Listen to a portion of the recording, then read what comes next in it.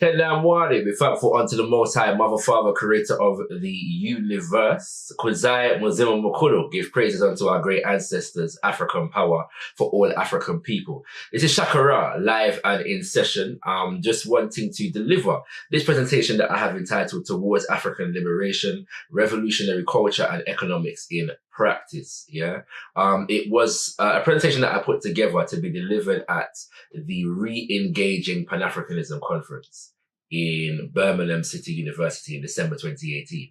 I presented and put together the presentation with the assumption that I'd have about 15 minutes to an hour to deliver it. In the end, I had 15 minutes. So obviously I had to condense what it is I was, going to say, but decided based upon the response to the thing to really, do a video, that allows me to, present the fuller presentation in that same space of time between 50 minutes to an hour, and see how it goes. So basically, that's how long the presentation will be, maybe a bit more, because obviously I don't have any time constraints right now. So I'll probably go a bit more fuller into explaining certain things, but I was actually able to choose my own topic for the conference. And so I chose this, and the reasons why will become evident as I go through the presentation, okay? All right, so I do hope ones get something from it. And please, I am encouraging and welcoming feedback in terms of what is being presented here, and hope that you feel moved to do so. Good, bad, or indifferent. All right. Okay, let's go. So we're going to first begin by defining some terms. And the first term that we are going to define is liberation. Liberation. And the reason why I'm going to define liberation is because liberation is the intended goal of Pan-Africanism. Liberation is the intended goal of Pan-Africanism. I was listening to Mama Marimba Annie recently, when she was speaking at one of the Harlem debates on the question of, is the election of Barack Obama good for Black people? And one of the things that she emphasized, based upon some of the splits that were taking place among the Pan-African or Black nationalist movement, was that we assumed that we have the same goals, but we never defined what they were. And so it's important for us to define what the goal of Pan-Africanism is and get some clarity on what that looks like. So this definition is presented by brother leader Mbandaka, the spiritual leader of the Al-Qaeda Revivalist movement, and my father. And this is how we were taught, as children in the Al-Qaeda Revivalist movement, that liberation means the acquisition of the power to be the masters of our own destiny. This means to have control over every aspect of our lives with the capacity to define, defend, and develop ourselves, thus determining our own destiny. So you see the underlines there. Acquisition of power. Liberation is about power acquisition. And we were taught that power is the capacity to effect your own will. So it's based upon a knowledge of yourself, what the self needs, and being able to affect, that will in terms of developing, creating what the self needs and what reinforces the self, with the capacity to define, defend, and develop ourselves, understanding that the process of invasion, colonization, enslavement, and neocolonialism, as we call it today, was a process by which Africans were denied the capacity to define ourselves, denied the capacity to defend, what it is that we produce, what it is that we create, and denied the capacity to develop ourselves in ways that reinforced who we were. So liberation, therefore, is the acquisition of the power to be able to affect all of these things, once again, in today's world. And I hope that makes sense so far. All right. So moving on now, we want to sort of define what liberation is not. And the reason why this is important is because we are currently caught up on a number of, ideas, and distractions from a liberation agenda. And I'm going to give greater expression to this in a second. But by liberation, we do not simply mean independence, democracy, equality, integration, assimilation, reform, anti-apartheid, anti-colonialism, anti-slavery. We don't simply mean abolition, civil rights, human rights, equal opportunities, justice, positive discrimination, humanism, humanitarianism. We don't simply mean universalism, racial harmony, multiracialism, multiculturalism. cultural diversity, progress, socialism, liberalism. Yeah, we don't simply mean these things. And I'm going to draw out three of these concepts here and just emphasize them a little piece. We don't simply mean democracy, development, and globalization. The reason why these are emphasized is because these are three buzz terms in today's geopolitical environment that are used, to refer to the Africa at the moment. If we look at the framework of Africa Rising, if we look at the framework of the decade, the UN's decade of people of African descent and them kind of things there. These are terms that we're going to see floating around those arenas of the United Nations and the IMF and the World Bank, democracy. And when you look at any election in Africa or the Caribbean, that's a buzz term. We're trying to develop and sustain and maintain democracy. And democracy is a concept that is defined by Europe. And in fact, in some instances, that people would expressly tell you that we're trying to emulate Westminster democracy, Westminster jurisprudence. You will find in many African and Caribbean nations that the paraphernalia of authority in law and politics is defined by European culture. So you will see people wearing Queen Mary's wig, the white wig, in places like Zimbabwe and Nigeria and other places in the African diaspora. You'll find that under this auspices of the Commonwealth, that the monarch of England, Elizabeth II, is still the head of state and has representation via a governor general in those nations. This is democracy, as it is defined. And so in emulating or trying to achieve democracy, Westminster democracy, we are in fact emulating Europeans, white people. All right. Then there's development. Development is a concept that is really defined via world institutions, multinational institutions, governed by Western imperialism. The United Nations, the IMF, the World Bank, the IMF is the International Monetary Fund, the World Bank, the World Trade Organization. These people are defining development, and they have a set paradigm to what the development of a nation looks like. It just so happens that their ideals of development tends to impoverish African people and African nations, or nations with an African majority population. All right. And so when we define our own development, economic development, by those standards, we further do harm to ourselves and our nations. And that is the goal of what Kwame Nkrumah defined as neocolonialism, whereby we are the face of the government, but the economic policy of our nations is governed from outside, quite directly, in fact, because when the IMF and the World Bank come into a nation, they give you a structured adjustment program. They tell you what to sell, what you can't sell, what to subsidize, what you can't subsidize, what to fund and what you can't fund. So directly, very directly, our economic policy is being driven from outside of those nations in the interest of people who do not look like us for their own benefit. And that was the whole reason for the makeup of the African continent as it is today, in terms of the borders that were drawn that make up these various 54 nations on the African continent today. And so these two concepts now feed into this idea of globalization, whereby they tell us that the world is becoming one big global community, but it just so happens that the cultural axis of this global community is Europe. The products that are made from Europe, the social and economic and technological advancement of Europe itself, particularly with things like the internet, because we live in the information age, but the information continues to be governed and controlled from a European center, which means that the world is globalized around the European center. And so again, continue to serve European interests. So we have to be careful of these buzz terms. And we emphasize the fact in the alchemy and revivalist movement that these, all of these terms, some of them are good stuff, like anti-slavery,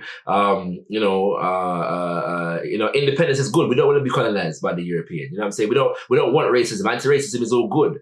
But it's not enough. We're looking for liberation. So all of these things are euphemisms, which are weak terms, to trivialize, neutralize, pacify, and divert us from our fight for total liberation. Once again, trivialize, neutralize, pacify, and divert us from our fight for total liberation.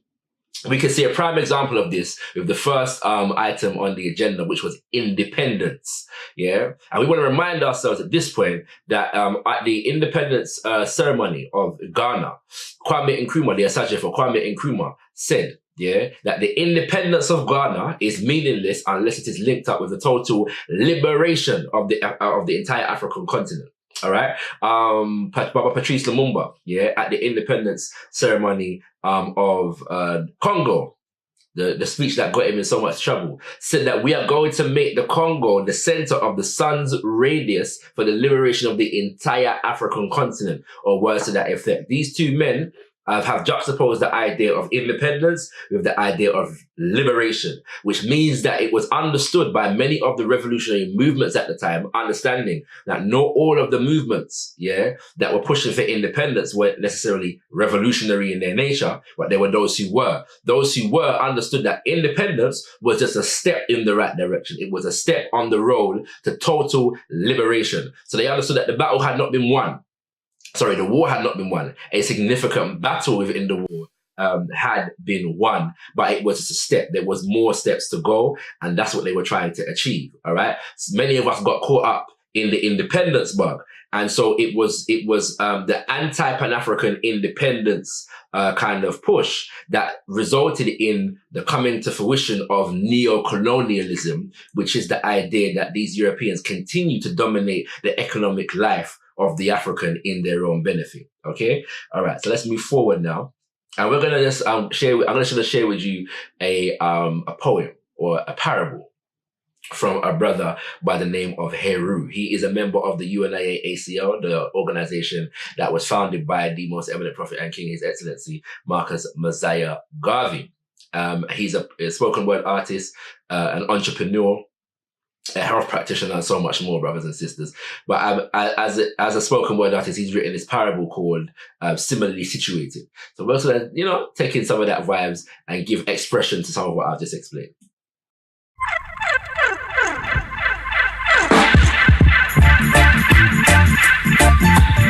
I hope you believe me. I hope you believe me. There were 3 men lying down on their stomachs in a field with 3 other men wearing combat boots, standing on top of them with a foot on each of their necks. One of the men lying down with a foot on his neck said, I have a dream that one day my children will hold hands with the children of the man standing with his foot on my neck. The second man lying down with a foot on his neck was a poet and a singer who wrote poems and songs about how beautiful the ground looked, so up close. His poetry about the ground was breathtaking, or was it a song? In any case, he really wrote beautifully about the ground. The third man, lying down with a foot on his neck, well, he started an argument with the other 2 similarly situated men about which one of them had the nicer, more expensive and appealing combat boot on their necks. Of course, his position was that the combat boot on his neck was the best quality boot. The argument went on forever. This is not a metaphor. I really saw this. I hope you believe me, like you believe in the universalism of whiteness.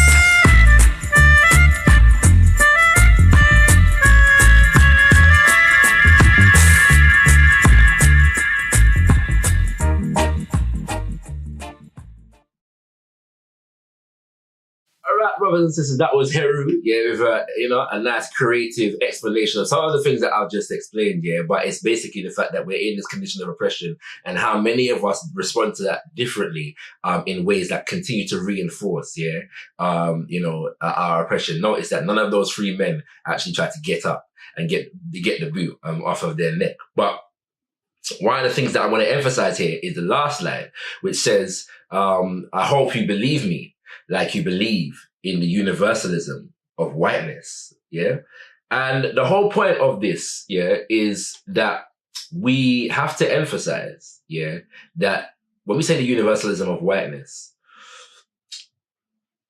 we're talking about European culture. If I mention democracy, development, and globalization, these are political, economic, and cultural systems, or ways of thinking, ways of looking at the world, Okay. And so one of the reasons why we've been unable to find a fully liberated agenda to some degree is based upon our inability to come out of the universalism of whiteness. We've been given ideas, that we have been told are universal rather than particular to European people. And in that context, we have failed to particularize ourselves, our own agenda, our own modalities, our own ways of thinking. So we're unable to think in ways that serve our best interest. And so the primary, context in which this takes place is the realm of culture. And so what we're going to do next now is go into defining what culture actually is. Because many of us have a very deficient idea of what culture is. We reduce it. We have a reductive idea of what culture is. So let's define it, then explain how it is actually reduced and the implications of reducing culture to what we reduce it to. All right. So first of all, taken from Mama Marimba Annie's book, she begins, the book is entitled Yorugo, Great and Illustrious Book by a great and illustrious elder freedom fighter in our community, kings and queens. Yorugo, an African-centered critique of European cultural thought and behavior. She begins by quoting from Baba Wade Nobles, the psychologist, saying, Wade Nobles defines culture as a process which gives people a general design for living and patterns for interpreting reality. Its aspects, he says, are ideology, ethos, and worldview. Its factors are ontology, cosmology, and axiology.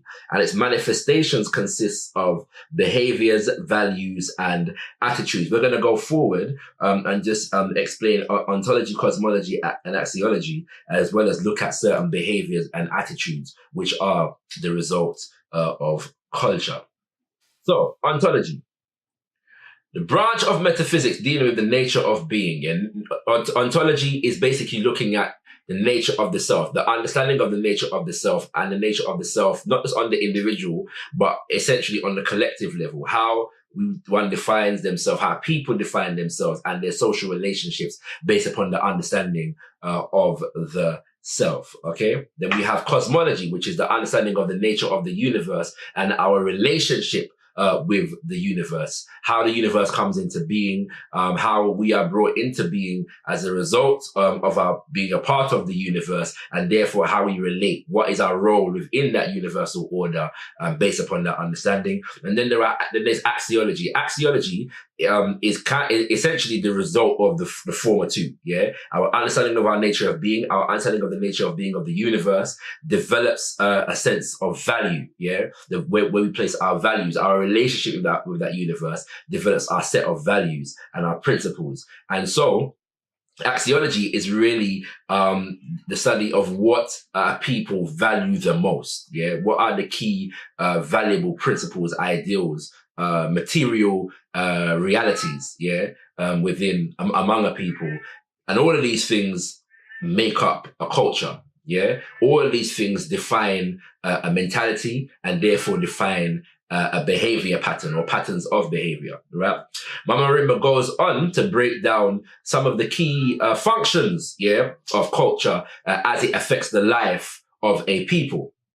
Culture, she says, acts to unify and to order experience so its members perceive organization, consistency, and system. In this respect, it provides a worldview that offers up orienting conceptions of reality. In other words, culture orients our minds in particular ways. It orients our perception to focus on particular things, to understand certain signs and symbols in particular ways and respond to them in particular ways.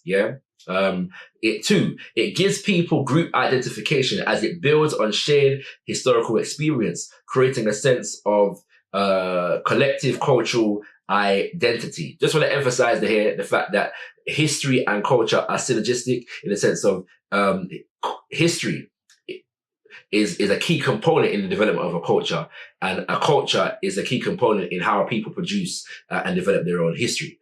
All right. And the fact of identity. So when we're looking at a liberation in that sense, liberation of a people is always based upon the identity of the people. There is no liberation fight that does not first identify who the liberation is supposed to serve. Yes, that's a key question right there. And so one of the things that we see today is the development of confusion, in what African identity is, which means that if we don't have a clear idea of what our identity is, we can't define our goals properly and what our liberation fight is, or even if there is a liberation fight at all for that matter. 3, it tells its members what to do, thereby creating a voice of prescriptive authority to its members. Culture represents values. Culture represents values which they themselves have created together out of shared experiences as a systematic set of ideas and a single coherent statement. 4, culture provides the basis for commitment, priority, and choice, thereby imparting direction to group development and behavior. Indeed, it acts to limit the parameters of change and to pattern the behavior of its members. In this way, culture helps to initiate and authorize its own creation. Don't worry if you never got all of that. I'm going to come back to explaining some of it in a second, okay, as we move forward. 5, culture provides for the creation of shared symbols and meanings. It is therefore the primary creative force of collective consciousness, and it is that which makes it possible to construct a national consciousness. This is a very simple one, but one that we probably underestimate the value of. You see, in this society, if we see, for example, we're living in Britain, UK, when it comes to October and we start to see a Christmas tree in the supermarket, we have an understanding of what that means. We know how to respond to that symbol. Yes, and in a sense, to a great degree, oppression relies upon the oppressor getting the oppressed to respond to their symbols rather than their own symbols. In other words, the symbols of the oppressive group rather than the symbols of ourselves. Okay? And finally, for all the above reasons, it impacts on the definition of group interests and is, she says, potentially political. And I'm going to humbly, I have confidence that Mama Marimba Annie will understand what I'm about to do. But I'm going to humbly revise the use of the word potentially and say always, always. Culture is always political. There is no such thing as an apolitical culture. There is no such thing as a culture that isn't, there is no such thing as an acultural politic, and the only question is whether we are conscious of the political implications of the culture we have adopted or are impacted by. That is the only question, okay? All right. So just now going to go forward and give a couple of examples of how culture has been used or understood practically and applied to African liberation fights. We're going to start with Omwale Malcolm X and the foundation of the OAAU, the Organization of Afro-American Unity.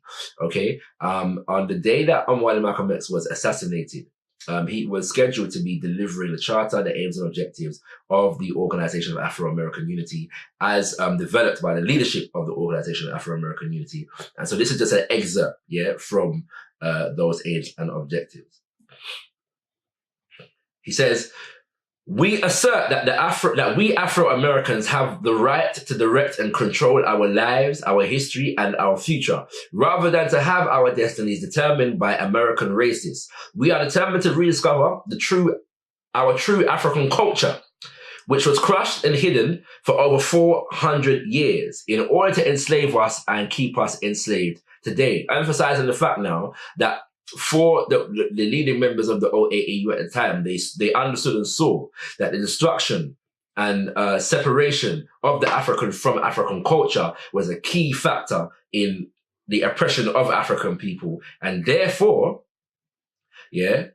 we as Afro-Americans, enslaved, oppressed, and denied by a society that proclaims itself the citadel of democracy, are determined to rediscover our history, to promote the talents that are suppressed by our racist enslavers, renew the culture that was crushed by a slave government, and thereby to again become a free people. Again, we see the affirmation now and the assertion, the reclamation, the renewal of our culture as one of the key components for developing our freedom. Yes. As a point, we want to just shout out some names here. Obviously, Omawale Malcolm X, but we should not forget other leading members. I'm going to call on two, which are Ella Collins, who was Omawale Malcolm X's big sister, who actually took over the leadership of the OAAU when he was assassinated, and a powerful, powerful African woman that we need to know more about. And I strongly recommend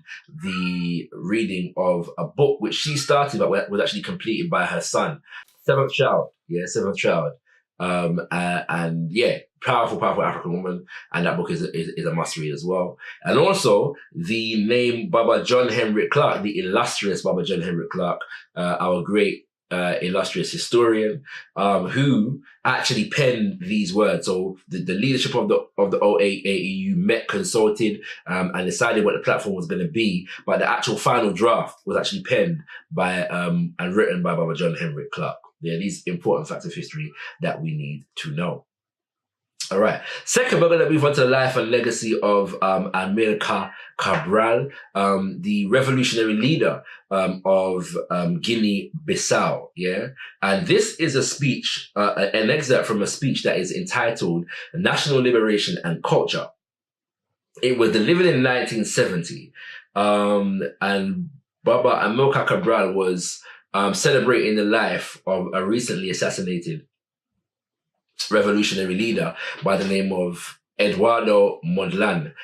He was the leader of the Mozambique Liberation Front, also known as Frelimo, before Samora Machel ascended to that leadership role. And so in 1970, Eduardo Mondlane was assassinated by the Portuguese in 1969. And so in 1970, this African from another part of the African continent is speaking at a celebration in memoriam of Eduardo Mondlane and delivered this message called National Liberation and Culture. And I would urge everybody to get the book Unity in Struggle, which is a collection of speeches and writings of Amilcar Cabral, because this speech in full can be found in there, or just simply Google Amilcar Cabral, National Liberation and Culture, because this is one of the most comprehensive statements that I have come across, in relation to culture and how it relates to a revolutionary fight and liberation fight. Okay? All right. He says, when Goebbels, of the brain behind Nazi propaganda, heard culture being discussed, he brought his revolver. For those who are unaware, revolver is a term for a gun. All right. I'm just clarifying that because that terminology might be old school for some people. Okay. That shows that the Nazis, who were and are the most tragic expression of imperialism and of its thirsts for domination, even if they were all degenerates like Hitler, had a clear idea of the value of culture as a factor of resistance to foreign domination. All right? Okay. Goes on. History teaches us that in certain circumstances, it is very easy for the foreigner to impose his domination on a people. But it also teaches us that whatever may be the material aspects of this domination, it can be maintained only by the permanent, organized repression of the cultural life of the people concerned. Implantation of foreign domination can be assured definitively only by the physical liquidation of a significant part of the dominated population. In fact, to take up arms to dominate a people, above all, is to take up arms to destroy or at least neutralize, to paralyze its cultural life. For as long as there continues to exist a part of these people retaining their own cultural life, foreign domination cannot be sure of its perpetuation. At any moment, depending on internal and external factors determining the evolution of the society in question, cultural resistance indestructible, may take on new forms, political, economic, armed, in order to fully contest foreign domination. And you can see the spelling of Amilcar Cabral there, National Liberation and Culture. If you Google that, you'll find this speech in full. But I do once again encourage to get the book Unity and Struggle if it's still in print. And just take in the words of this master teacher. Yeah. So he got, and I said, this is one of the most comprehensive documents, yeah, in terms of the role that culture plays in a liberation fight. But essentially, what he's saying here is not just that culture plays a role. He is saying that culture is the key component in both the oppression of a people and the liberation of said people. That the oppression of a people is essentially, yeah, the suppression and repression, the neutralization of the culture of that people. Yes. And the liberation of a people is essentially the extent to which that people is able to reassert and live by their own culture. Yeah. Culture is essential to oppression and liberation. Effectively, he has come to the same conclusion that the US organization came to when they said that the key crisis in Black life is the culture crisis, the crisis of views and values. This Baba, revolutionary leader on the African continent, has come to the same conclusion. In the speech, he will go on to talk about the fact that the culture is the key agent of production. Yeah. In other words, what a people produce and how a people produce is always the result of their culture. And so the oppression of a people is effectively, on the economic level, disallowing them, destroying the institutions, yeah, of the society that allow the people to produce for themselves in their own interest. And the key defining factor within that is culture. Why? For all of the reasons that Mama Rimba Annie just explained in terms of how culture organizes the people, how culture focuses the people's, orientates the people's minds, and develops certain signs and symbols for people to respond to, how culture organizes the people's identity. Yes. So what is, and organizes the axiology. It teaches the people what is valuable within the culture. Okay. And so essentially, oppression is therefore changing the values of the people. We once used to look at our own ancestors, for example, for spiritual, moral, and ethical guidance. Now they've given us a book, yes, and told us that these figures in this book are the key guides for moral and ethical behavior, and therefore they've decentered, yeah, our focus from our own ancestors and got us to worship, in effect, their own ancestors. Therefore, they economically benefit from that. Therefore, they politically benefit from that. So on and so forth. Yeah?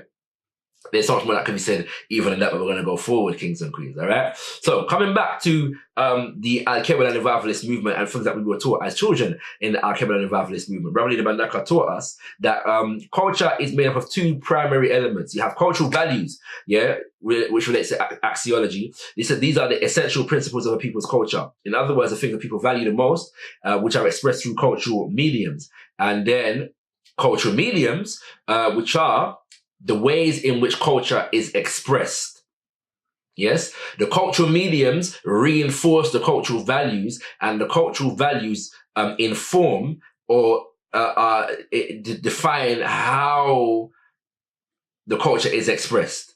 Yes. So examples of cultural mediums are language, names, food, garments, ceremonies, rituals, customs, and traditions, family and social structures, music, dance, arts, craft, architecture, sports, games, recreation. All right. This all, yeah, creates social order among the people, and is institutionalized, yeah, in what is referred to as a communal value system. So based upon the cultural values and the cultural mediums, yeah, people develop institutions in a society within their culture, yeah, that reinforce who they are and are able to serve their own needs. This creates social order. As Baba John Henry Clark says, a people rise and fall within the context of institutions. Okay? All right. To just explain this further, we're going to pray on the wisdom of Mama Frances Quest Wilson, who defines for us 9 areas of people activity, which are education, economics, entertainment, labor, law, politics, religion, sex, war.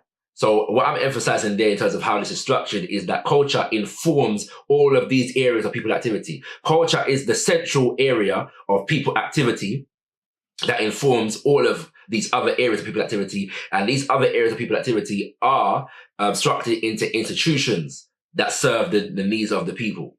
Okay, so you have economic institutions, entertainment institutions, labor institutions, institutions of law, politics, and so on and so forth. And in turn, this is a synergistic relationship once again, because these institutions and areas of people activity reinforce the values of the culture, strengthen the culture, reproduce the culture, and importantly, evolve the culture. In other words, the people will evolve the culture through these areas of people activity in order to adjust itself and adapt to meet new challenges, evolve to a new environment, develop new things, create new things, respond to new ideas, so on and so forth. Okay?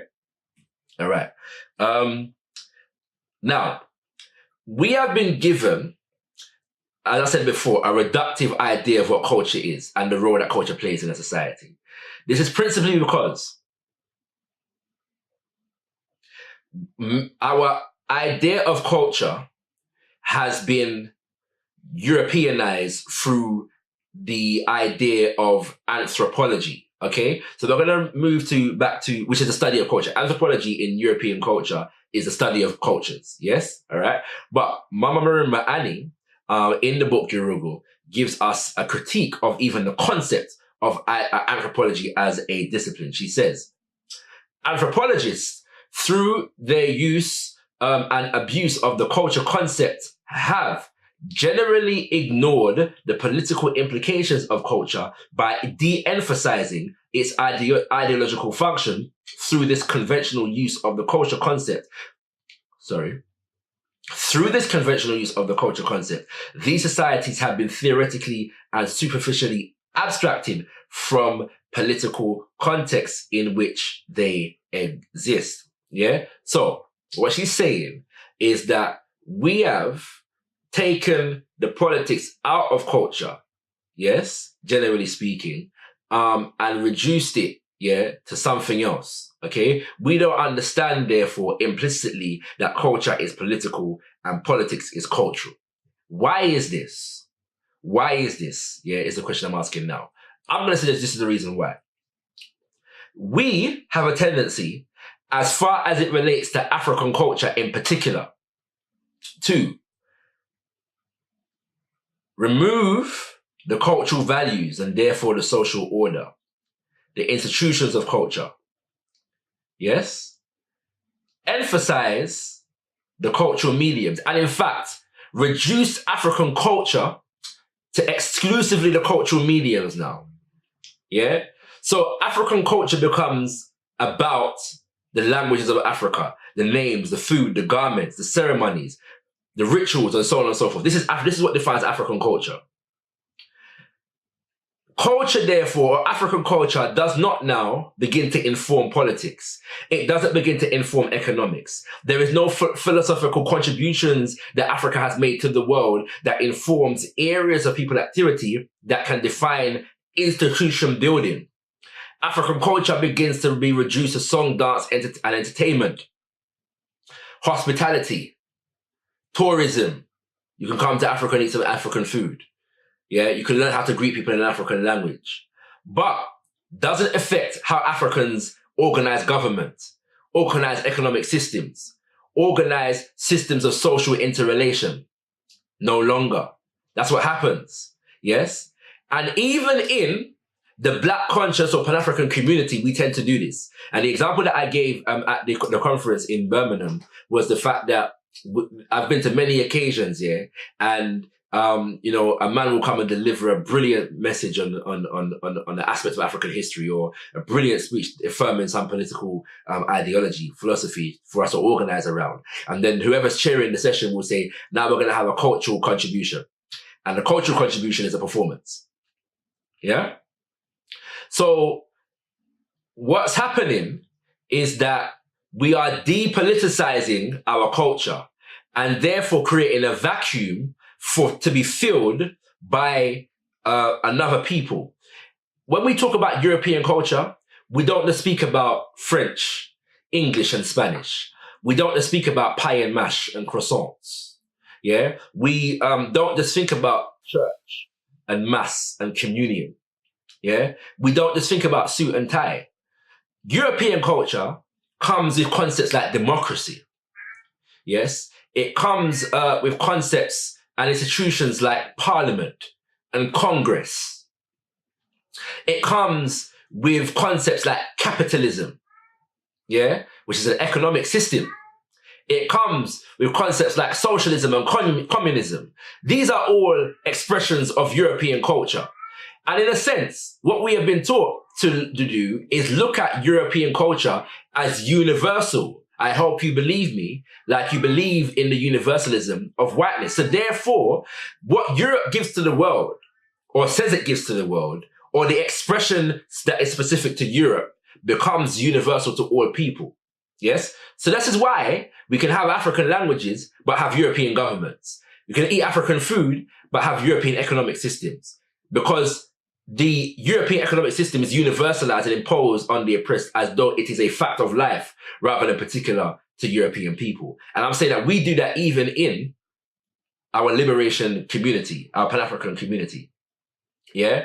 So much of, there's a certain section now of the Pan-African liberation movement, the Black liberation movement, that has been labeled cultural nationalist. And this term has become a derisive term.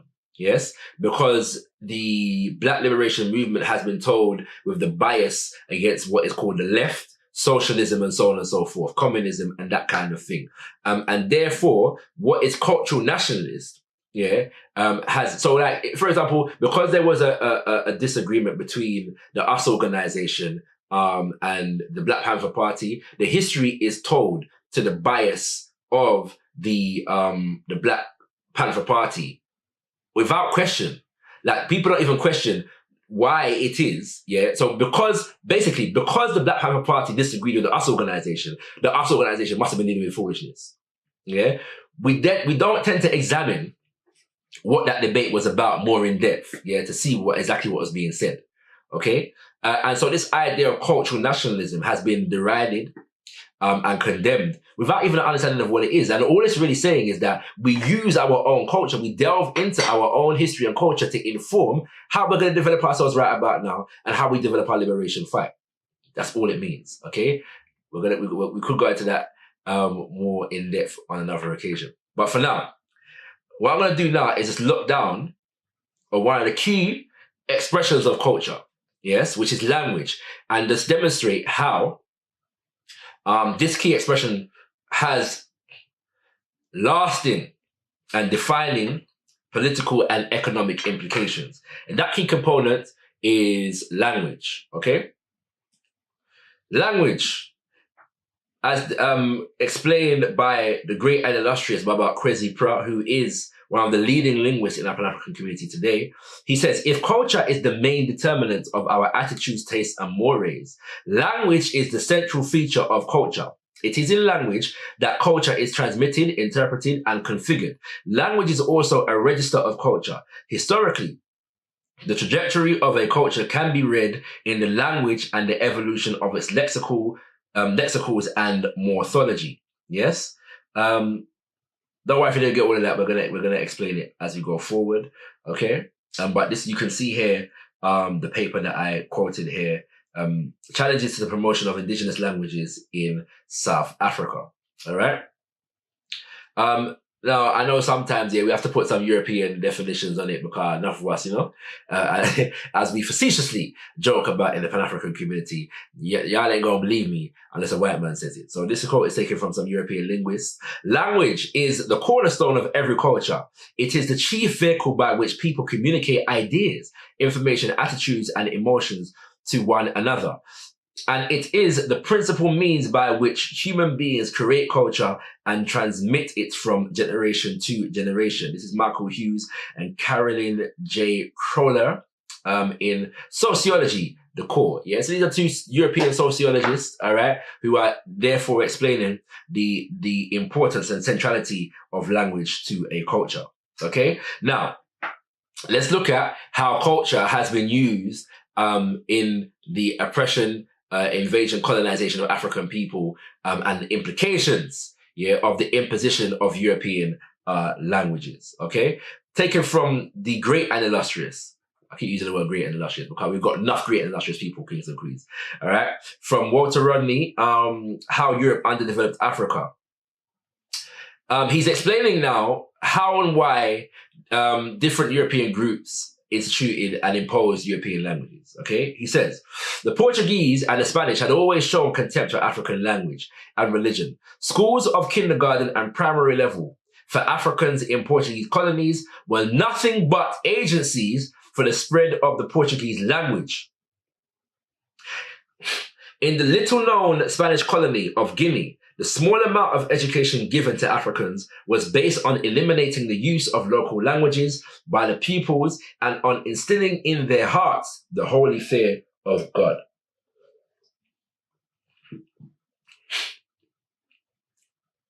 So basically, the language was the key tool to transmit the culture of the people, the key expression of the culture of the people being their language and their religion. To understand the ideas of their religion, they give you their culture. Okay? All right.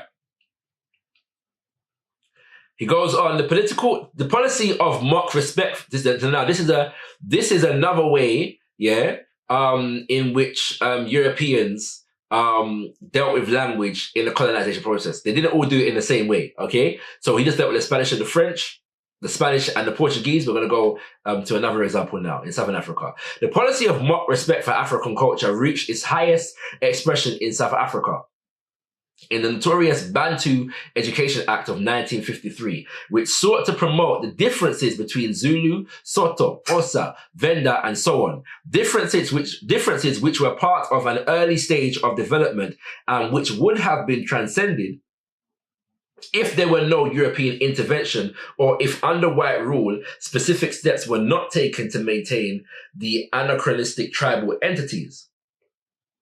So the European comes in, yes, and imposes his definition of our culture on us. He sees these various different groups operating and defines them as separate and distinct and promotes those differences in terms of how we socially organize the people. So therefore, we grew up in an environment whereby we would be multilingual, and that multilinguality is discouraged. The groups of people are encouraged because a foreign social order is imposed upon them to see themselves as separate and distinct. That separate and distinct identity begins to influence how we organize around each other in relation to each other. Yes? And basically, instead of promoting cohesion and unity, begins to promote division. And division is what allows the oppressor to be able to come in and impose his social order even further. He continues, there is no getting away from the conclusion reached by the African educationalist Abdul Momini that colonial education corrupted the thinking and sensibilities of the African and filled him with abnormal complexes. It followed that those who were Europeanized were to that extent de-Africanized as a consequence of the colonial education and the general atmosphere of colonial life. So what's being emphasized here, once again, it followed that those who were Europeanized were to that extent de-Africanized. Again, cultural definitions here. All right. And so, in a sense, what colonialism did was to impose a European education system that allowed us to be organized into roles that would suit and facilitate colonialism. So a civil service class was created, whereby Africans could, operate under the governance of Europeans. So again, coming back to what Emil Kakabra was talking about, the production systems of African life were disrupted, and we were therefore instituted and organized into a social order that facilitated colonialism, the civil class that will facilitate the European domination of ourselves. But there's another aspect to this as well, and that's on the political level. On the economic level, as Walter Rodney explains, the production of cash crops in Africa was stimulated by the minimum expenditure on the part of Europeans and with no infusion of new technology. Therefore, when educational advisors suggested agricultural education relevant to African needs, this meant no addition to African knowledge. In schools, agriculture became an apology for a subject, yeah? So again, what we do now is we're teaching agriculture, but we're removing the science from it so that the people don't learn to develop a scientific or productive mind, yes? In the application of agriculture, it is more about creating cash crops for European nations. And so you must impoverish not only the economy in terms of the living standards of the people. I should correct that. You should not only impoverish the living standards of the people, but the economic life of the people in general. In other words, remove their capacity to build and create and develop for themselves. That is the process of education. That is the role of imposing European languages and European culture on African people during colonialism. So we can basically evolve that now in the neo-colonialist sense in terms of the impact that European culture continues to have, the imposition and our adoption of European culture. Yeah? Because we're given the illusion that we're making choices right about now. You know what I'm saying? Right? In terms of how we develop and adopt and adorn ourselves in the raiments of European civilization and European government. Yes? And try to follow European models for economic development. Yeah. And wonder why we're still in the same position 50, 60, 70 years, after independence. To move on, and this is just to explain again the importance of language in the context of oppression. Baba Kwesi Pra says, gives the example of something that took place here in South Africa. Sensitivities against the social power of English were strikingly registered in 1913 when the Boer leader Martinus Steyn cabled the Kapach Talfest, the following words: "The language of the conqueror in the mouth of the conquered is the language of slaves." Once again, the language of the conqueror in the mouth of the conquered is the language of slave. Martinus Steyn is a white Boer, Dutch white boy in South Africa. And they were basically beefing with the English for control over African land in Southern Africa. Yeah. And the Dutch were fighting for their language to be the principal language of the area, yeah? So that South Africa begins to represent their domination over the English. And so they were resisting the imposition of the English. These are two white people now, sets of white folks, trying to oppress African land. And even in their oppression of African land, they're debating and fighting between themselves as to which language will dominate the scene. Because as far as the Dutchman is concerned, the imposition of English on the Dutch will make the Dutch slaves, will make the Boers in Southern Africa slaves. So what is the impact then of the Dutch imposing their Boer language on African people in Southern Africa? They already knew.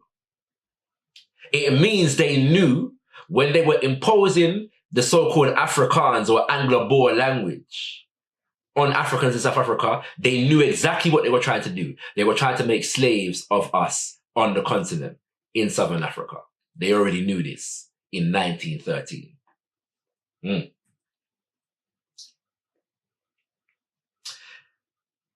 This is taken from a paper that Kwesi Pra wrote, Baba Kwesi Pra wrote, The Burden of English in Africa, from colonialism to neocolonialism. All right, just want to extemporize this a little bit further, looking at the language thing with this brilliant interview from Ngugi wa Thiong'o, the legendary novelist from Kenya. Yes. And in this interview on Hard Talk, BBC Hard Talk, this interviewer was trying to get him to acknowledge the benefits of colonialism in Kenya. And Baba Ngugi was most resistant and expert in his resistance. And Teki describes right here. Reading through your work, there is, for me, a fascinating conflict between the way you view the British as oppressors and the way in which also you went to a British school, which you clearly helped you. In some ways, reading Shakespeare, for example, you're particularly fond of Shakespeare, it liberated your mind. So you were both oppressed by the British and liberated in a way, weren't you? Let's make a distinction here, because I think what we're talking about, the colonial system.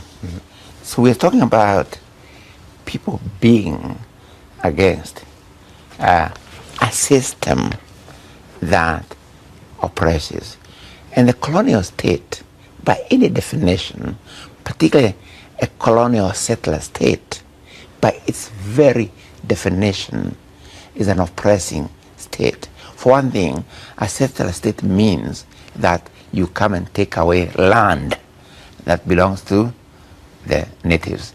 Okay? But I think the point I was trying to get at was you talk about Shakespeare's characters have become my daily companions at school, as were his insights. The portrayal of blatant power struggles spoke directly to the struggles for power in Kenya at the time. I mean, you wrote very eloquently in Decolonizing the Mind that the bullet was the means of physical subjugation. Language was the means of spiritual subjugation, and that's part of the journey of your life, to write not in English, for your novels, but to write in Gikuyu. Now, why did you take that decision? Because you took it in prison, didn't you? Language is so basic to any community. And what I found is this, very interesting, that wherever one people have colonized another, they always impose their language. Whether the French, the Portuguese, anywhere in the world. You took, ironically, you took the decision while you were imprisoned by Arap Moi.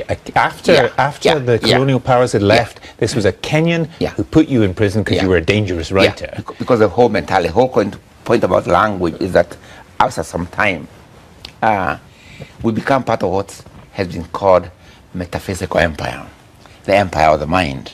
Okay? So your mind had been colonized and the mind, is language is what sort of is central to the whole idea of metaphysical empire, Ngozi Chimamanda Adichie, a younger Nigerian writer, she says, English is my language. She's taken over English. And I just wondered whether your views of this were very much of that time, of the 50s and 60s. No. And the younger African writers take a different view. English is not an African language, full stop. One can say we adapt it and so on. In Nigeria, there's Yoruba, there's Igbo, in Kenya, there's Kikuyu, there's Luo. Indeed. We have genuine African languages. But Chimamanda Ngozi Adichie, just to quote her, she says, English is mine. I have taken ownership of English. So she's kind of decolonized herself in a different way, hasn't she? She's part of the metaphysical empire. That's the whole point. But she's still colonized. No. Metaphysical empire is when people now begin to claim, this space is really, mine and so on.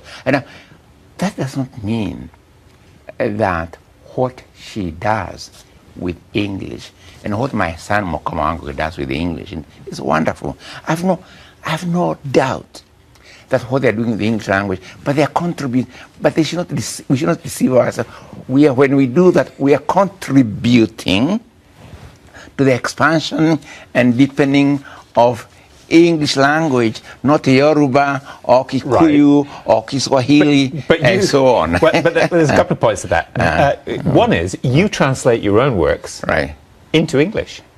So isn't that contributing to... No. Because you could get somebody else to do it. Because translation is a very, very important process, how languages and cultures, communicate, okay?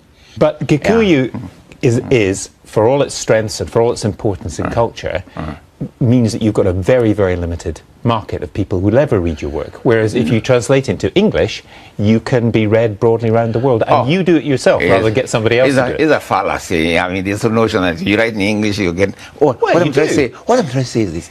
You can write in Zulu and the work can be translated into English, into French, and so on. Let me ask you this. And the question I always ask people is this, can you or anybody else imagine French literature in Zulu? You know, where you say, oh, this is French literature, but really it's written in Zulu, you know. Or where, and do you know what's happening right now? There are very many prizes right now given to African literature. But you know the condition? Written in they English. don't write in. We're going to promote African literature on condition that you don't use an African language. Right. This is crazy. Okay. You know, honestly, let's it's impossible. Let's talk a little bit. Can you think of English literature in Chinese? You say, oh, we don't want, we are promoting English literature, but it must be written in Chinese. So yeah, that was a beautiful interview. I didn't obviously put the whole thing here. It's on YouTube, so go and look for it. You know what I'm saying? Ngugi wa Thiong'o, on BBC Hard Talk, yeah? Few things to take out of that. Obviously, you can see this little battle here. This European is trying to get our elder to accept that the British left something positive, yeah, as a part of their colonial legacy. All right, and Baba Ngugi just slapped that back. But the key point, yeah, one of the key points that in this exchange was when he brought in Chimamanda Ngozi Adichie.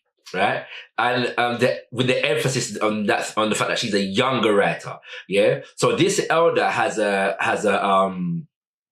viewpoint that is defined by his time, his specific time. But the younger writers, yes, his time now, Ngugi's time is the independence and revolutionary era, yeah. That's the time in which he comes up in. What they call post-colonial literature, 60s, 70s. This is a time period in which he's talking about. But the younger writers of today share a different view. This is what this guy is positing. All right. And my thing is, when you do that, yeah, watch what he's doing. What he's saying is the younger writers adopt and own English. Yes, effectively, that's trying to create a separation between the generations, the liberation generation of Ngugi wa Thiong'o and the younger generation of today. Yeah. Now, what this European just did in that exchange is exactly what, yeah, the European governments and multinational institutions like UN and IMF and the World Bank have been doing, yes, for the last 50, 60 years, trying to create a division between the revolutionary ideals of the 60s, 70s generation and the ideals of the nowadays generation, which is now moved away from talking about liberation to talking about development. Yes? And ownership of the English language is an expression of that change, of that quote unquote evolution, or we would regard as a devolution, really and truly. Ngugi wa Thiong'o is brilliant. As he says here, he actually stopped publishing his work in English. Yeah, except for, so he would write his work in Kikuyu. He's a Kikuyu man. And then he would translate because, as he says, translation, yeah, is an important part of the relationship between cultures. So the primacy now, he's made his own culture primary. He's made his own language primary. What you get in English is a translation, yeah, from the Kikuyu. All right. And so brilliant exchange. And I hope ones and ones take something from it. There's so much I could explain about just this interview alone, but you know, we'll leave it there, for now. All right. And move on. Okay. So this great book, yeah, an undervalued book as far as I'm concerned in the Pan-African movement, Black Africa, the Economic and Cultural Basis for a Federated State. Yeah, by Sheikh Anta Diop. He's explaining now, this book here is really outlining a plan, a program, philosophy, strategies, and methodologies for achieving African liberation-orientated unity on the African continent. And so he addresses the issue of language in that context. And he says, the influence of language is so great that various European mother countries feel that they can afford to withdraw politically from Africa without great loss as long as their linguistic presence remains in their economic, spiritual, and cultural spheres. Again, that relates to what Ngugi was just saying a while ago, yeah? And what this European was trying to impose on Baba Ngugi. all right, in terms of the fact that, you know, now we own English, yeah? And so they're gone, politically speaking, but their cultural presence remains. So we're now trying to keep continuing to recreate ourselves in their image and thereby continuing to empower them. Linguistic unity based on a foreign language, however one may look at it, is cultural abortion. It would irredeemably eventuate in the death of the authentic national culture, the end of our deeper intellectual and spiritual life, and reduce us to perpetual copycats, having missed out on our historical mission in this world. Yeah? So again, we're seeing how the importance of language, the culture, the imposition of the alien culture, which is oppressive to us, yeah, aborts our ability to be able to create for ourselves in our own image, based upon our own principles, based upon our own values. I encourage everybody to read this book. It's very, very small, a short book, but very, very packed with powerful information. So we can see examples of exactly what Baba Sheikh Anta Diop has just said in today, with how, yeah, the relationship between the Chinese incursion on the African continent and how the Chinese language is developing on the African continent. Now we're going into more talk about the economic realities. Yeah, remember the presentation is called Towards African Liberation, Revolutionary Culture and Economics in Action. Culture has a direct influence. There are direct implications in the economic sphere depending on the cultural framework we are operating in. So China is looking, yeah, to have greater influence on the African continent. China brings its culture to the African continent. And here's an example of why. This article was published by Bloomberg, yeah, which is an economics publication based in America. And it's entitled, Nigeria Sells Yuan for the first time as it deepens ties with China. Yeah, this is all about how basically the Chinese are going to be coming in and they're going to be exchanging with Nigeria, not using the naira, but using yuan. Yeah, Central Bank of Nigeria sold yuan for the first time as it looks to boost commerce between China and Africa's biggest oil producer and reduce the dominance of the dollar as a trading currency. Yeah, so obviously this is published by Bloomberg in America because they're concerned that the rise of China is going to have a negative impact upon their influence in Africa. All right. The article goes on dollar dominance, yeah, under the heading dollar dominance. Despite Africa's growing trade links with China, the dollar and the euro dominate as trading currencies on the continent. According to a June report from SWIFT, a Belgium-based interbank messaging system, according to a June report from SWIFT, a Belgium-based interbank messaging system used to move money around the world. Yeah, so look at this now, yeah. The dollar is a primary currency, yeah. This Belgium-based interbank here is the mechanism for moving this currency around the world. There's nothing, so none of this is being controlled by Africa or Africans. The dollar was used for 45% of cross-border commercial payments in 2017, the euro for 29%, and the renminbi for just 0.1%, Swift said. And the renminbi is just another name for the Chinese currency. China is Nigeria's biggest trading partner after the US, with volumes between the two totaling 2.9 billion in 2017. According to data compiled by Bloomberg, Nigeria runs a deficit importing 7.6 billion of goods, including textiles and machinery, from China, and exporting just 1.6 billion, mainly oil and gas. Yeah? So this is not an equal relationship. Yeah? China is coming into Africa and exporting raw materials for energy. Yes?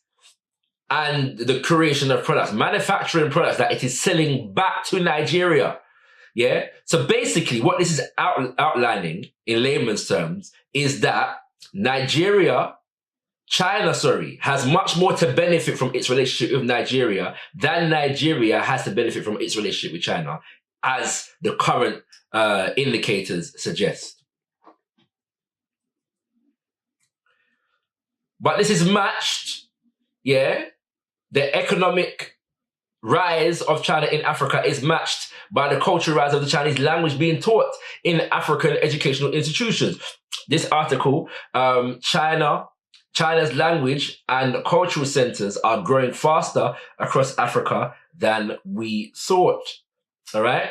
Another article, how Mandarin is conquering Africa via Confucius Institutes and giving China a soft power advantage. Soft power is not really soft power. Soft power, so they have soft power, which is basically, they call it culture, and hard power is military, In effect, what they call soft power is the hardest kind of power. It's the most longest lasting kind of power, if we take into consideration what Amir Kakabral said earlier, all right? Already, Africa's most important economic partner, China, is also leaving a cultural footprint across the African continent with more than 50 Confucius Institutes teaching Mandarin to students eager to get jobs at Chinese companies, Now think about this, all right? By the way, this is an example, of the one Chinese training institute, all right?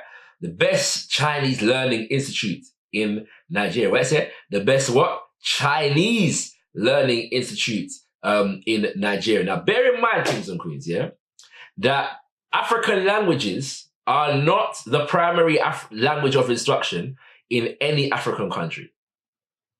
Yes, but institutions are being built. Confucius is an ancestor that unites the Chinese people.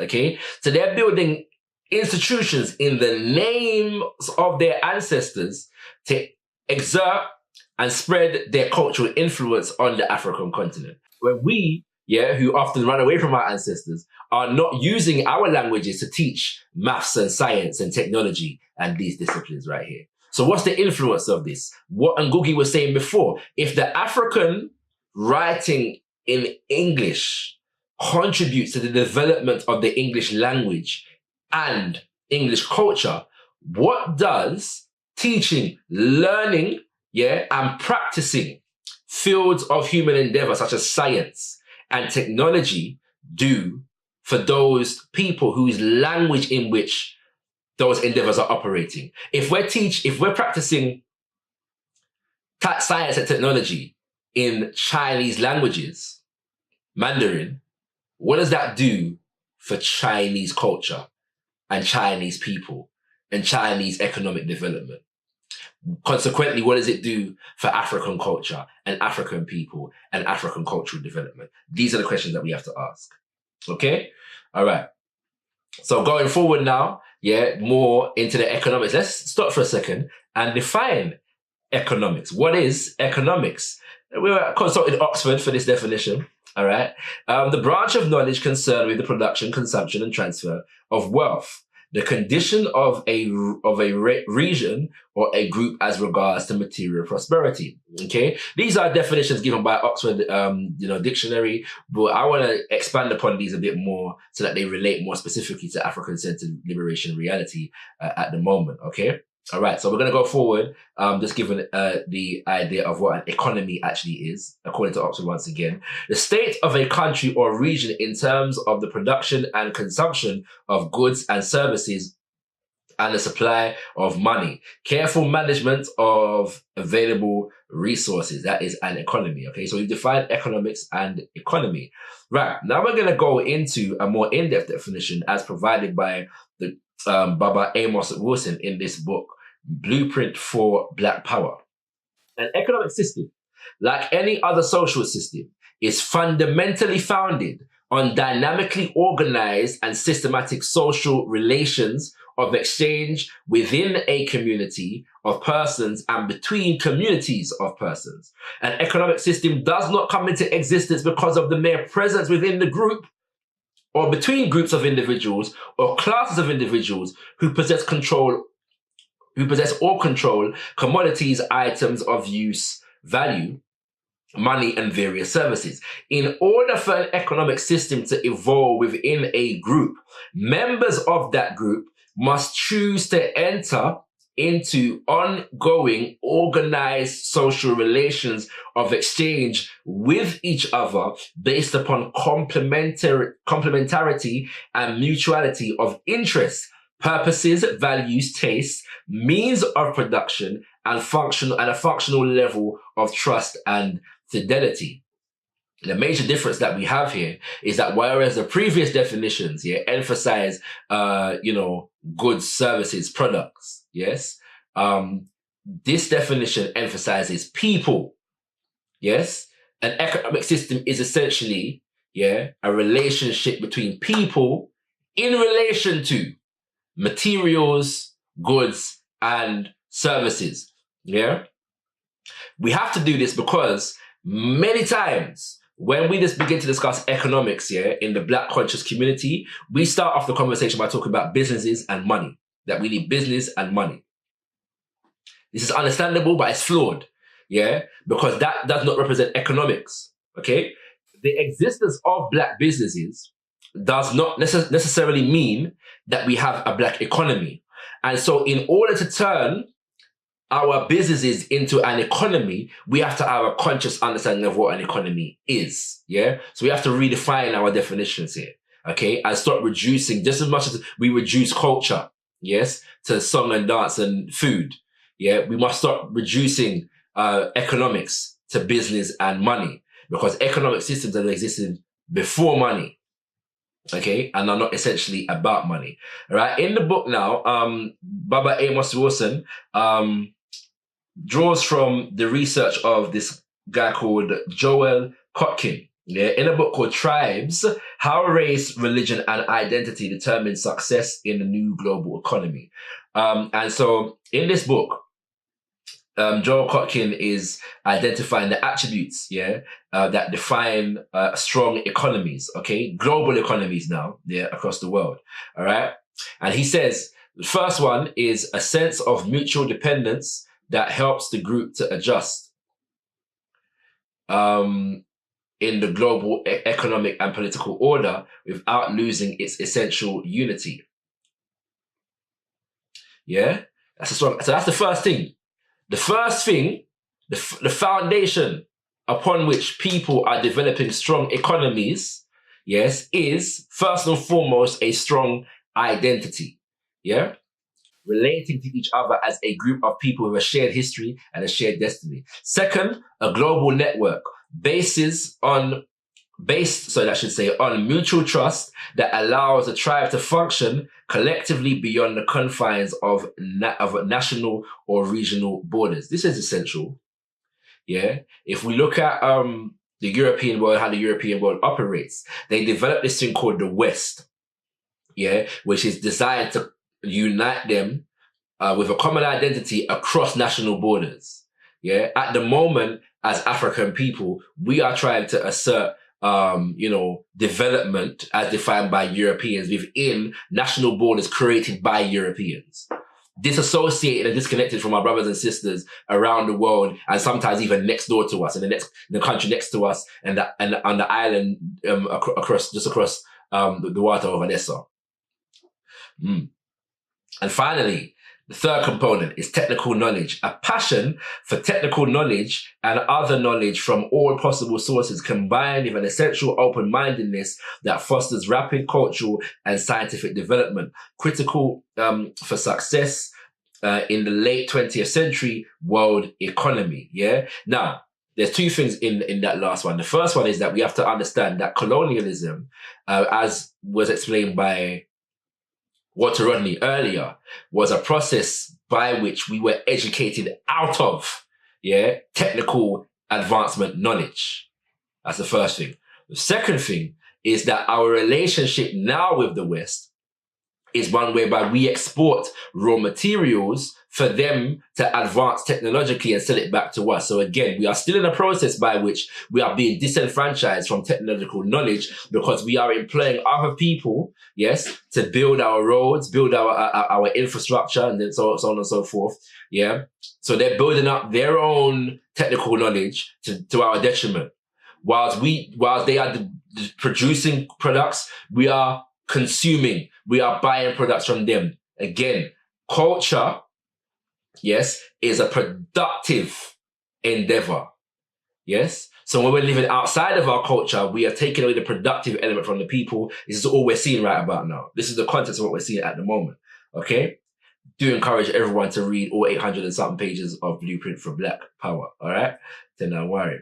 Okay. So, we couldn't have a presentation like this without getting some words from the prophet himself, Marcus Mosiah Garvey. Organized society is always a mass of people, and as such cannot do anything explicit or by detail by themselves. Hence the organizing of institutions to do the particular work that cannot be done by the masses as a whole. There are different kinds of institutions in a society, but each institution has its particular function, whether it be the church, the college or university, school, hospital. Our present civilization, so I should say, in our present civilization, no society would be considered functioning properly if such institutions did not exist. Therefore, it is necessary for the Negro to pay close attention to developing an appreciation for institutional life. As I've already quoted Baba John Henrik Clarke, people rise and fall in the context of institutions. Yeah. So culture inspires the development of institutions, and the institutions organize the people around the people's culture. If what is at the center of an oppressed people is the oppressor's culture, the people will organize the institutions, yeah, around the oppressor's culture, even if the oppressor is not there.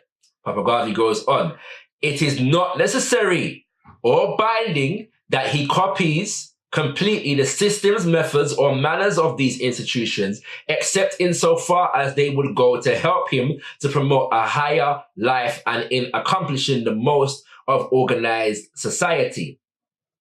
For example, yeah, we would say here, for example, because the flow of human civilization, yeah, has been defined by the domination of Europe, in relation to the rest of the world, they have done certain things there in terms of technological advancements that we can learn from.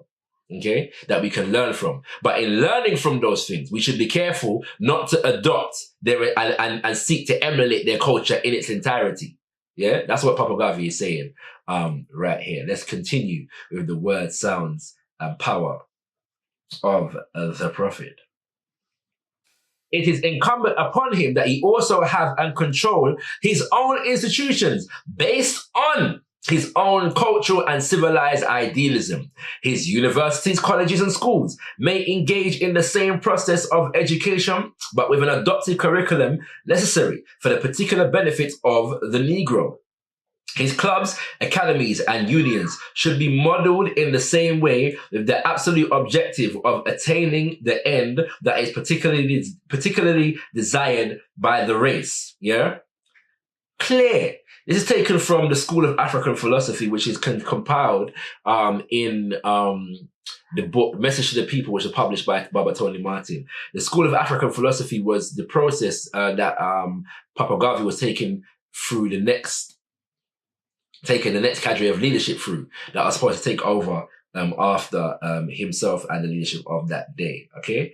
And so we see the development of new leadership in the UNIA from that time until now. All right. Moving on. So just to explain this a bit further, in a sense, you have economic system here, right? Which is based upon social relations, human resources, means of production, and material resources. The point that we're emphasizing here is that you can create any economic system that you want. Yeah. Once you have control over these factors, your social relations, yeah, which means that how we relate to each other is based upon our own culture. We have control over it. Human resources, yeah, which essentially is our intellect and our labor. Yes, our intellect and our labor currently and for the last 500 years has served the development of Europe, European people and European civilization. African intellect has served European civilization. African labor has served European civilization. Means of production, that's what it says on the tin. This is the means through which we produce. Yes. Essential to this is land. Yes. You know what I'm saying? Land, yeah, in particular, and all the things that facilitate the production, factories and them kind of things there, facilitate the production of goods, services, and resources. And then also material resources, yeah? Now we tend to separate land from material resources because of the fundamentality of land, yeah? Land is the essential material resource. It plays a particular kind of role in an economy, but also not just in an economy, but also in a political context, because being a people and being able to operate and relate and develop a social relationship as a people is reliant upon us being able to have custodianship over areas of land that are recognizably ours, okay? And so politically speaking, as they say, land is the basis of independence. And all of this is defined by culture. Okay. So I hope that we're seeing the fundamental flaw in reducing culture to the arts, to the food, just to the language. I hope we're seeing that. Yeah. There's an organic and inseparable relationship between culture and an economic system. Okay. So let's look at now how we would define social relationship as African people. Yeah. And we understand that this concept called Ubuntu, yes, coming out of this the so-called Bantu languages spoken in East, Central, and Southern Africa, this concept called Ubuntu, as explained by the phrase Umuntu ungumuntu ungabantu in Zulu, which means a person is a person because there are people, or I am because we are, and since we are, therefore I am. We often make reference to the fact that Africa is a diverse place with diverse cultures. This is true. But I find that oftentimes people use this as a tool to divide us and to negate the idea of African unity. I want to humbly suggest that there is no African culture that does not have a people-centered cultural ethos, that is not people-centered in terms of how it organizes itself politically and economically, and that African cultures have been retarded, yeah, from this particular ideal and ethos of development by European civilization. So if anybody can name me, yes, an African culture, an African indigenous system, yeah, of social organization, economics, and politics that is not essentially people focused, that does not have a communal value system, a collective identity at its center, as opposed to an individualist identity, I'd love to hear about it. Please let me know in the comment section. Okay. So the point is that if economics is essentially, yeah, about social relations, now an Ubuntu is the central ontological feature of African culture. In other words, the African sense of self, the nature of being as defined by African people, is in relation to peoplehood, collectives of people, and our relationship with each other. How does that impact what we develop economically and how we develop economically? This is the question that we want to go forward and answer. And one of the examples of this can be found in this concept of ujamaa, yeah, a word in the Swahili language, which translates as familyhood and cooperative economics and communality. It literally means familyhood. But the word, imagine now, understand now that the word that literally means familyhood has an economic application. Yeah, it is a word that relates to the social, the economic organization of a society, okay? And this was given expression by various people throughout our history, most expressly by Papa Julius Nyerere, and we're going to come back to that. But we're going to look at now a few examples of how African liberation movements have sought to organize themselves economically based upon a people-centered approach to solving our problems, okay?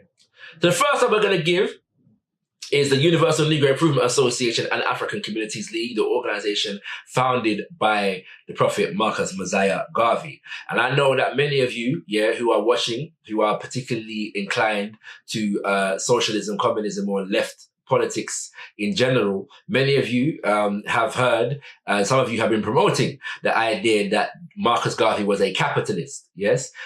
Stay tuned, because between June, July, and the month of Mosiah, August, I'm going to be doing a series on Papa Garvey, and within that, we're going to be doing a presentation on the economics of Marcus Mosiah Garvey and answering the question, was Marcus Garvey a capitalist? You know what I'm saying? But for now, all I'm going to state is that the economic model, of the UNIA was not capitalism, but actually cooperative economics, So we have various examples here: the Negro Factories Corporation, the Black Cross Nurses, the Black Star Line Steamship Corporation, and the Liberia Program, okay? I'm not going to go into in-depth into all of these things, but except to say that all of these programs were designed on a cooperative basis. In other words, these ventures were owned by the African people of the world. They were not the domain of Papa Garvey himself or a board of directors. The organization itself, the people of the organization, the masses of the organization, and the African world who contributed to building these institutions via buying shares in the organization or paying their dues as members of the organization, owned the institutions themselves. The Negro Factories Corporation was a cooperative. They use the word corporation, but it was actually more cooperative of various different businesses under one umbrella. And so the people that funded, that labored in the corporation owned the corporation. The corporation was not owned by Papa Garvey as the head of the organization. Okay, the Black Cross Nurses, which was a health and welfare institution, was funded and developed primarily by the women of the organization on behalf of the African people of the world, and was funded by the dues that were paid by the members of the UNIA ACL. The Black Star Line, again, probably the most well-known economic venture of the UNIA ACL, was designed for the sake of developing commerce and trade across the African diaspora, and was only possible because millions of African people around the world bought shares in the Black Star Line and therefore had ownership of the Black Star Line Steamship Corporation and the Liberia Program of the UNIA, in which basically they were trying to relocate the headquarters from New York to Liberia to have a power base on the African continent. But this was a program whereby they had a $2 million development program and were able to send an estimated amount of $50,000 worth of agro and industrial equipment to Liberia in 1924.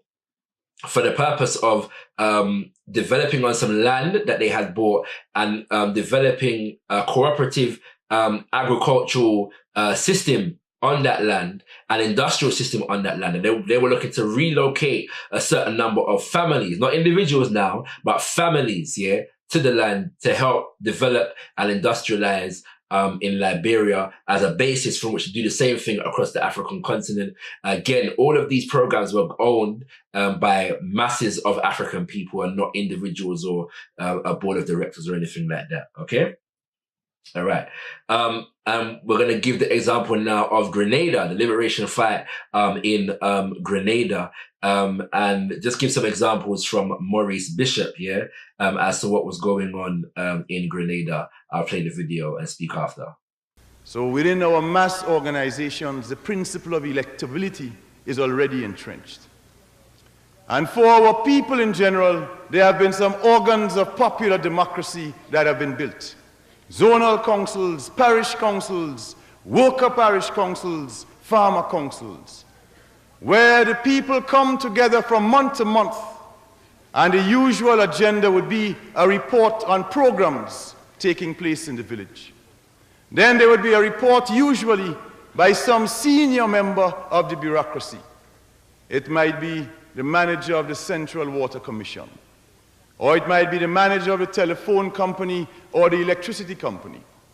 And this senior bureaucrat has to go there and report to the people on his area of work, and then be submitted to a question and answer session.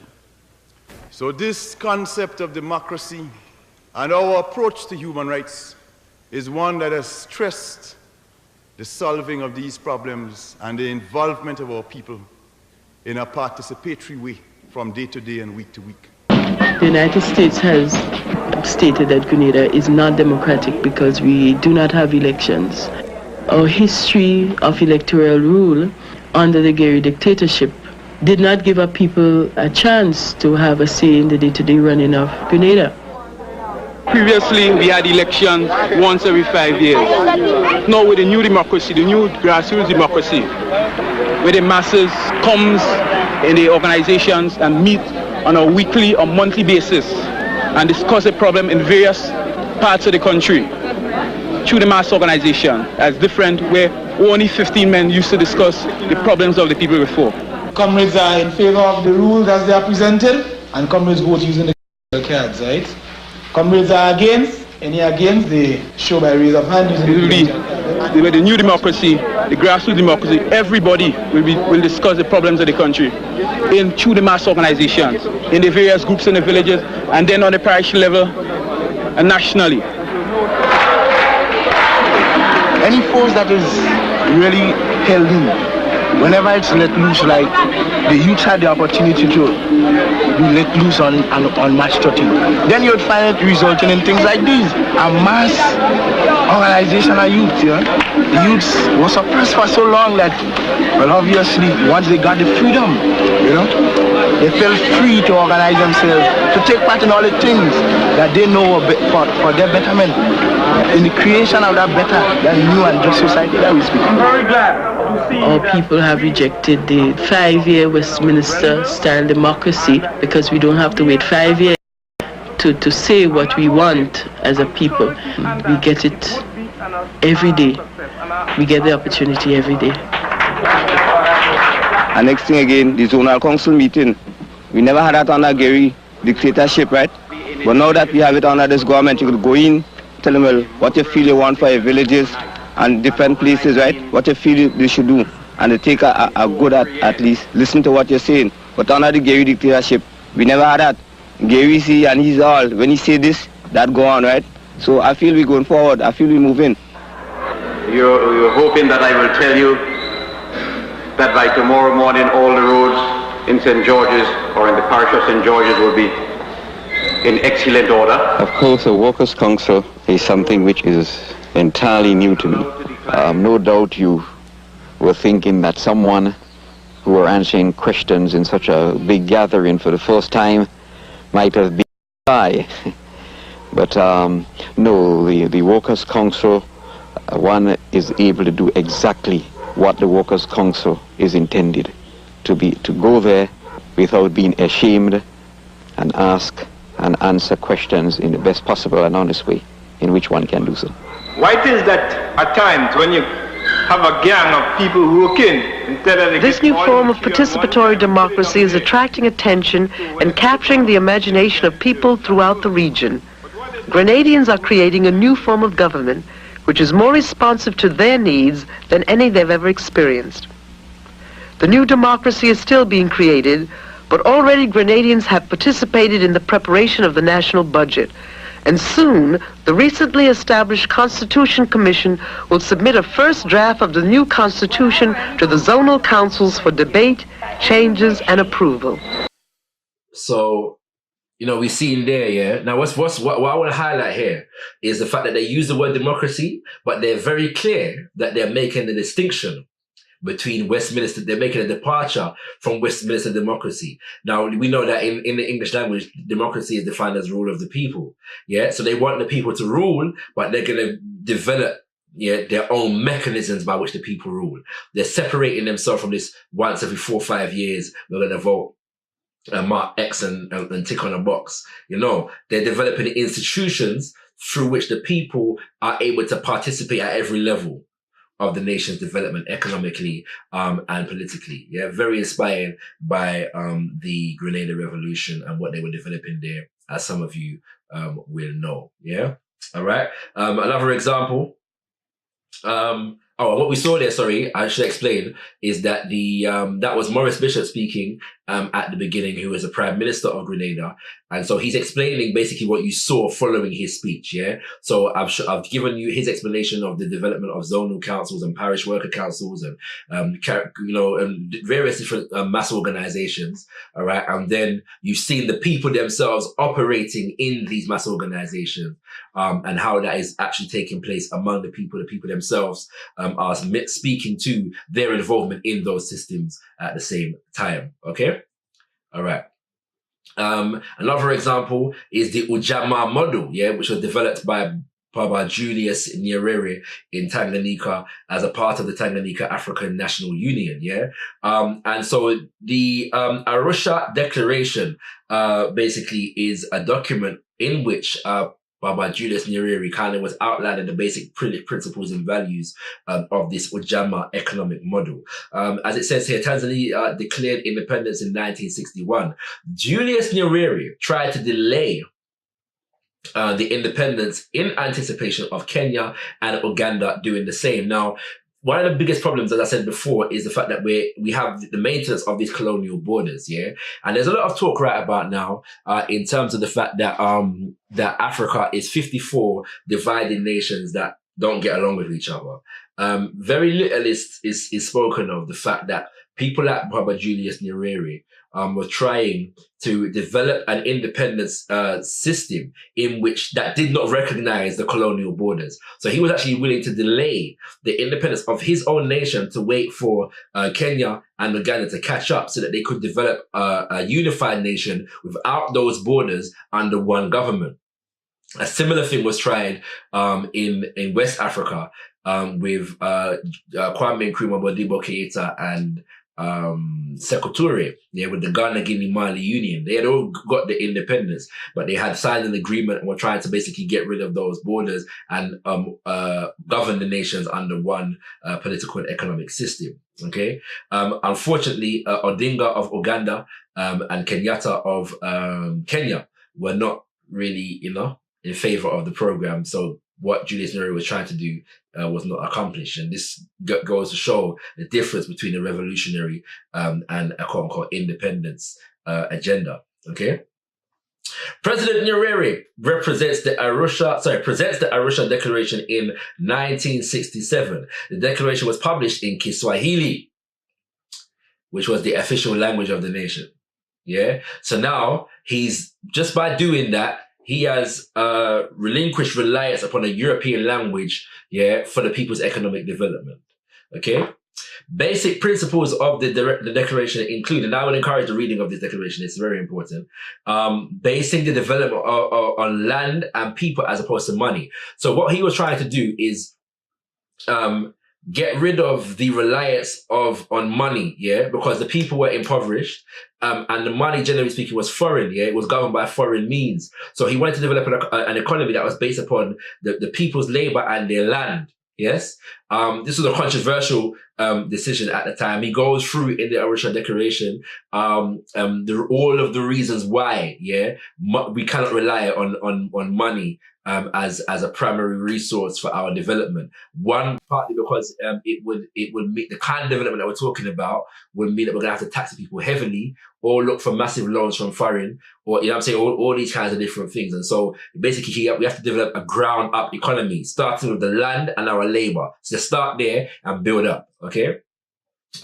Rejection of foreign loans and aid and investment, development of agricultural cooperative, what was called villagization. So the Ujamaa model basically was designed to create self-sufficient communities So families, groups of families would develop self-sufficient communities in which they work the land, one, to feed themselves, and two, to contribute to the national crop basis so that the nation can feed itself. They would build their own houses. They would build their own schools together. They would build clinics and hospitals as a part of, that particular grouping of the nation. Okay. Free compulsory education, community governs social welfare. So again, villagization, the community takes care of the welfare of itself.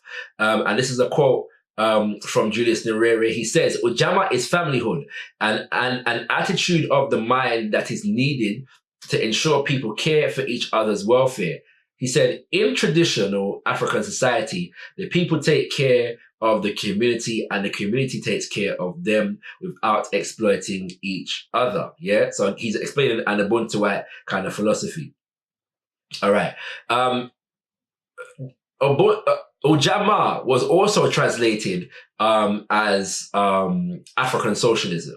I have a problem with the terminology, but I understand why Baba Julius Nyerere was defining it as such. But the reason, in short, the reason why I have a problem with the terminology is because socialism again comes out of this Eurocentric kind of intellectual tradition, and so again, it's like we have to tie our own concepts to a European intellectual tradition for it to have value, okay? And I think that Ujamaa can be translated well enough without us having to tie it to that tradition, if we have to translate into English at all, okay? And I also said to say that none of these things were perfect, So the Ujamaa model that I'm going into now, the model of participatory democracy in Grenada, the cooperative model of the UNIA-ACL, none of these things were perfect, okay, without flaws, or contain things that we don't have to develop, in 21st century. But they do contain many lessons, many roadmaps, for us to walk down. These people achieved many things that we are yet to replicate or build upon in today's world. So I'm not presenting these things as models of perfection, but models of good work, models of achievement that we need to know about and therefore develop as frameworks, as foundations for us to build upon. So a few achievements of the Ujamaa model under the leadership of Julius Nyerere. They were able to relocate thousands of families to approximately 2,500 self-sufficient Ujamaa villages, reduced infant mortality from 138 for every 1,000 births in 1965 to 110 for every 1,000 births in 1985. Rose life expectancy from 37 to 52 by 1985. Primary school attendance rose from 25% and 16% for girls in 1960 to 72% and 85% for girls in 1985. Adult literacy rose from 17% in 1960 to 63%, that should say, by 1985. Tanzania became a hub for African revolutionary freedom fighters in the midst of neocolonialism sweeping the continent, that should say. So basically, whilst Patrice Lumumba was murdered in Congo, Osage Kwame Nkrumah was overthrown in Ghana. Sekou Touré, died in mysterious circumstances. Samora Machel, again, died in mysterious circumstances. Basically, across the African continent, leaders, revolutionaries, whether in government or not, were being killed, assassinated or overthrown. Tanzania was a hub whereby they were educating people around ideals of Pan-Africanism and ways to develop African governments in ways that benefited African people. So he was able to maintain some semblance of a liberation front around masses of destruction. Okay? Right. So finally, to end, and you've seen me do this before, but the applications of Baba Kwesi Pra's work are so manifold that it applies so often. And so I also want to make sure people understand this work as much as possible and understand the implications of this work.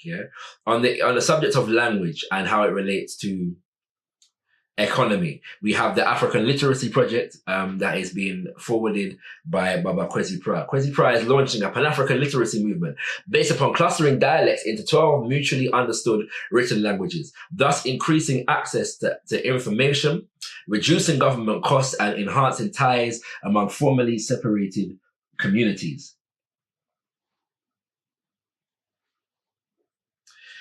Kwesi's goal is to harmonize dialects into mutually understandable languages, thereby creating economies of scale in teaching and learning literacy. Kwesi's groundbreaking research reveals that 70 to 80% of all sub-Saharan Africans speak one of 12 root languages: Nguni, Soto, Swana, Swahili, Amhara, Eastern Interlacustine, Western Interlacustine, Kitana, Hausa, Yoruba, Igbo, Bambara, Fulful, Oromo, and Berber. Dialects in each root grouping are mutually intelligible. The idea is timely in the Pan-African context because of the current shift away from written colonial languages as a basic building block of an educated citizenry. We have to get over this reliance upon being able to speak the colonizer's language in order to be educated. All right. Kwesi's approach will create a new kind of literacy base, linguistically uniting people who lived in different countries. And I'll move on just for the sake of time.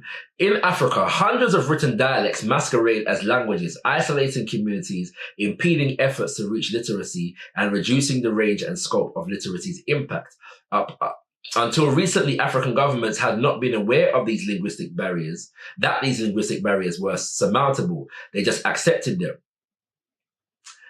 Thus, literacy efforts and investments have followed old colonial patterns. Yeah. Moving on, to get around the problem, governments have relied heavily on European written languages. For example, the Southern African government declared 11 official languages in an attempt at inclusion, but this has created enormous difficulties with teaching literacy and translation costs. Kwesi asserts that the 11 languages are in fact dialects of 4 root languages. For instance, Zulu, Xhosa, Swati, Ndebele, Shangaan, Ngoni, Tumbaka, and Senga are 85% mutually intelligible as spoken languages and all fall into the root grouping called Nguni. By creating a written form of Nguni, all these communities will have access to materials of their own language that is also culturally sensitive. The impact of this unification has huge implications given the history of division between, for example, South Africa's Zulu and Xhosa speaking people. It also means that groups in Tanzania, Malawi, and Zambia have access to the same materials since related languages are spoken in those areas, emphasizing the arbitrariness of the borders created by the colonial powers of the past. The essential point here is that when you see such linguistic links between people across wide ranges of land, it usually means that the people actually have a common origin or were evolving into a common peoplehood, but as a result of social relationships as at a period of history. Yes. So the point is that the colonization had a negative impact upon the natural social development of African nations, societies, and civilizations, and that this is represented in the language. Yeah. So by looking at the root of the languages, we're actually having a direct impact upon the ontology of the people, how people are seeing themselves. Yeah, their nature of being and their relationship to other African people who are living in our vicinity or their vicinity. The strategy. Kwesi has demonstrated the viability of this idea by piloting it with the family of languages called Be, spoken in Nigeria, Benin, Togo, and Ghana. Kwesi has produced a new orthography for Be's mutually intelligible dialects so that all these speakers can have access to a common literature. One of the first effects of this project is that it reduced the perception of differences among the people who speak different dialects of Be, which I've already explained. Kwesi has developed a cost-effective strategy to spread the idea of clustering dialects into common written languages by linking orthographers to governments and foreign donors. He is now taking the next step, convincing governments and international institutions and civil society to buy into the process, beginning with schools and gradually encompassing all forms of written communications coming from the government. South Africa is already producing literacy training materials in HIV/AIDS, human rights, soil fertility, water sanitation, and agriculture. Kwesi is leading donors to rethink both the content as well as the scale of literacy-orientated projects by improving accessibility. His work will facilitate information. By improving accessibility, his work will facilitate information distribution to a significantly larger percentage of the population. Yeah. And I hope all of that speaks for itself, kings and queens. All right. So we're looking now, at the extent to which, you can, by just looking at the language, you can create a greater economic viability. You can begin to teach mutually understood and relatable technological and scientific concepts across the African continent or across large expanses of the African continent, and thereby create what is called an economy of scale or economies of scale. Yeah, that's just an example of how language production and reproduction and understanding relates directly to economic, scientific, and technological development. So we're going to end with the words of Papa Marcus Mosiah Garvey. No race is free until it has a strong nation of its own system of government, and its own order of society. Never give up this idea. Never be satisfied to always live under the government of other people, because you will always be at their mercy. Visualize for yourself and your children and generations unborn your own kings, emperors, presidents, your own government officials and administrators who look like you. That concludes the presentation, family. You know what I'm saying? I've hoped to do a few things here. One, to explain and hopefully demonstrate the centrality of culture to any liberation fight and any oppressive agenda for that matter. And two, to demonstrate the relationship, therefore, the organic relationship between culture and all areas of people activity. There is a quote from Baba Wade Nobles that says that culture is to humans as water is to fish. We never exist outside of a culture, brothers and sisters. The only question is, what culture are we existing within? And so within that context, I've hoped to demonstrate the relationship, the organic relationship between culture and economics, and how developing our own African-centered cultural modalities can, should, and must inform our activities in the field of economics if we are going to be truly a liberated people. I thank you for watching and listening. I do hope you got something from it. Please feel free to give me feedback and let me know what exactly you did get from it. And I look forward to seeing you again for another presentation in the future. I will say, do stay tuned for this Mosiah series, coming up in June, July, Mosiah, August, where we'll be going into the life legacy of Marcus Mosiah Garvey, and the UNIAACL. Stay tuned, kings and queens. Once again, Tendai Mwari. Be thankful unto the Most High, our Father, creator of the universe. Kwesi Muzimo Mukuro. Give praises unto our great ancestors. African power for all African people.